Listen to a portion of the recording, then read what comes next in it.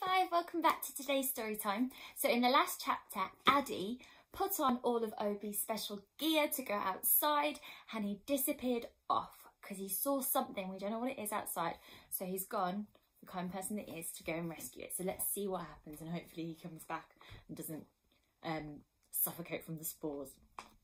Chapter 42. To get to the outside door, I need to pull down one corner of the sheet that Obi put up and take some of the tape off the swing doors so I can open one. I feel guilty as I pull apart Obi's protection for us and I try to put it back up behind me. The worst thing I could do is let spores into the tower. It wouldn't matter if I rescued someone if I managed to kill everyone else while I did it. I only realise how scared I am when my hands don't seem to be obeying me properly. They seem too big suddenly and numb, as though I am cut off from them. I swallow and concentrate hard on unpeeling the first of the thick silver lines of tape.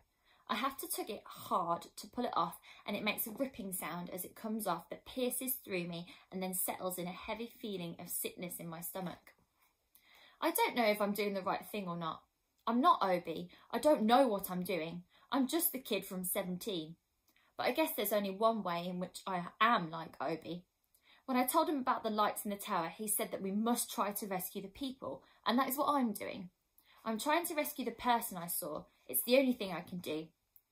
The floor through the swing doors is covered in a thick carpet of grit salt. My feet sink into it so that it reminds me of walking through icy snow, but it looks browny orange instead of white. Funny how you notice things like that, as though your brain is trying to fool you into forgetting what you're about to do, to lure you into a sense of safety and dismiss the fear that is pulsing through your veins and filling every corner of your mind. There's more tape on the outside door, but most of that needs to come off too. It makes one final screech, a deafening sound that seems to echo down the corridor, but finally I've done it and I pull down the handle and push. How can I describe what outside looks like when it is so different from anything I've ever seen? When I open the door and feel the first rush of air on my face, it feels so cold and startling that it makes me want to step back into the safety of the tower. But after the shock of it, it feels fresh and cool and wonderful. I'd forgotten about that. There is a crunching sound as I tread on the salt surrounding the bottom of the tower. It is scattered all about me. I can hear my breath going in and out, in and out. It sounds loud because of the mask I'm wearing. It makes me feel worried how easily one of those tiny little spores might just slip under my mask so I would breathe it in. I must be surrounded by the spores that are floating and swirling all around me, but I can't see them at all. It just looks like empty air to me. Then I come to the blutchers. In some places they've grown higher than my knees, but in others they have grown much, much taller and they tower above me. Close up they look beautiful and weird as well, as if they are filled with some kind of liquid that is always moving, swirling around, making circular patterns that are never still. You can see the inside of them because they have a sort of clear skin which you can see right through.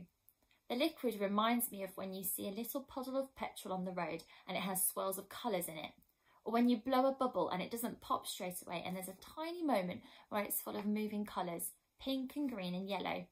Except it doesn't look like any of those things, not really. It's like nothing else I've seen before. Not like a plant, not like a tree. When they're fully grown, their stems are as thick as the ropes we used to hang from on the apparatus in our school hall. The rope would feel bulky in our hands when we used to climb up, and most of us would make it to the very top. I don't think you would have been able to climb up a blutcher though. They look so smooth and shiny that you might slip right down with one if you tried. I have the urge to reach out and touch one of them. They look like they would feel wet and slimy, a bit like jelly, or like when we used to let snails slide across our fingers if we found one on the playground. At the top of the stem is a large, roundish shape that comes up to a little tip. Depending on how tall they are, some of these heads are as small as my finger, but when the stem is really high, they are much, much bigger than my head. The large ones are swollen and bloated like blown up balloons and look like they might pop if you poke them sharply, so I tread carefully, anxious that I will burst one if I hurry past. Among the blutchers, all kinds of things are growing. There are tall, stalky plants that have large, long leaves and green, bushy shrubs that have little blue flowers on top. Grasses have grown so much that they stand tall and thick, quite unlike the patchy lawns that I knew from before. These blades of grass look silky and dense, as if they would be difficult to walk through. I can't understand how everything has sprouted over the buildings that once stood here. There isn't a trace of the homes and shops and roads, not one trace. And when I look down to the ground, I can see that my path is covered in tiny little yellow-green leaves that coat the earth like a carpet. I dig the heel of my shoe in to lift some away, and I see that the soil beneath looks almost black now. It isn't the brown sandy stuff which would fly from our trolls like dust. It is much, much darker and looks moist and crumbly, like the rich chocolate cake we ate for Guy's birthday, only darker still.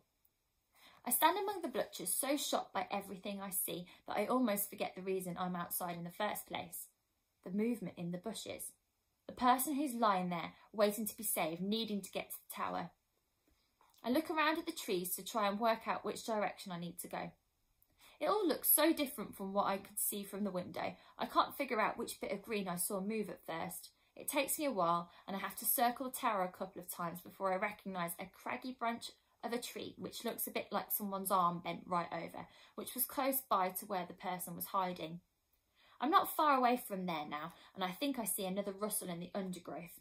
I freeze, but once again I have the eerie feeling that I might have seen something, or I might not have seen anything at all, and now that the moment's passed, I have no way of telling. My voice is muffled through the mask. I call out, "Is there anyone there?" But my voice can't pierce through the plastic of the mask and all the scarves I'm wearing. It is trapped beneath the layers. I can't take anything off, so I creep towards the bushes and keep my eyes fixed on the spot that I think just moved. It's difficult to walk through all the bluchers as well, as they are all bristly, wild leaves and grasses that are in the way. I have to move slowly and it takes a long time. I've just reached the place where I hear someone call out my name from far away. It's a voice I know well, Obi's voice. I look up to the tower and see two tiny little specks on the roof of the block, Obi and Ben. They've seen me. I can't make out their faces, but I can hear what they're shouting down to me.